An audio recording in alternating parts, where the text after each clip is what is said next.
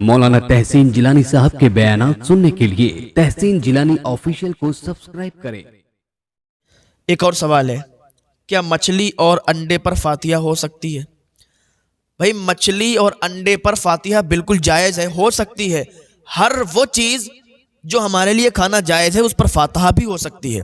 لوگ یہ سمجھتے ہیں مچھلی انڈا دال پر فاتحہ نہیں ہوتی ہے، تو وہ غلط ہے، بلکہ مچھلی انڈا دال ہر وہ چیز جو ہمارے لیے کھانا جائز ہے اس پر فاتحہ جائز ہے۔ یہ بات یاد رکھیں، جو ہمارے لیے جائز ہے اس پر فاتحہ جائز ہے۔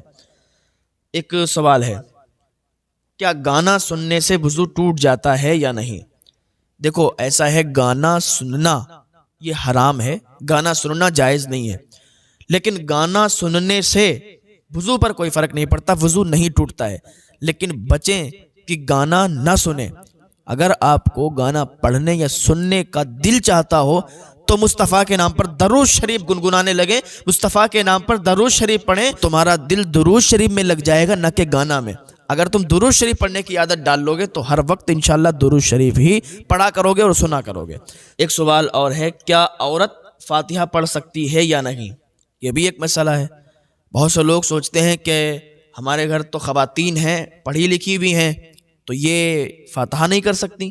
ایسا نہیں ہے۔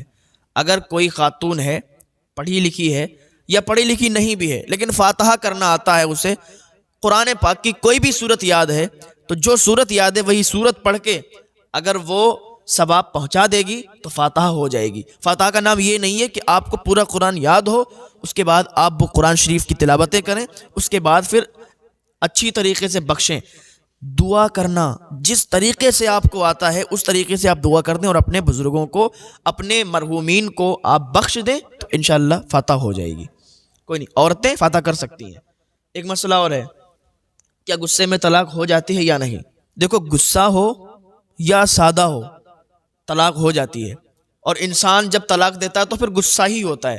پھر بہت سے لوگ کہتے ہیں میں نے تو غصے میں دے دی طلاق۔ جب غصے میں ہی دی جاتی ہے طلاق اکثر، تو طلاق ہو جائے گی۔ بہت سے لوگ کہتے ہیں میں نے غصے میں پتہ نہیں کتنی بار دے دی۔ غصے میں انسان جب دیتا ہے تو ایک بار نہیں دیتا ہے، بلکہ 10-15 بار دیتا ہے، طلاق طلاق طلاق طلاق طلاق 10-15 بار دے دیتا ہے، تو غصے میں طلاق ہو جاتی ہے اور ایسے بھی طلاق ہو جاتی ہے۔ ایک سوال اور ہے کہ عورت کے ہاتھ پر نیل پالش لگی ہو تو غسل ہوگا یا نہیں ہوگا؟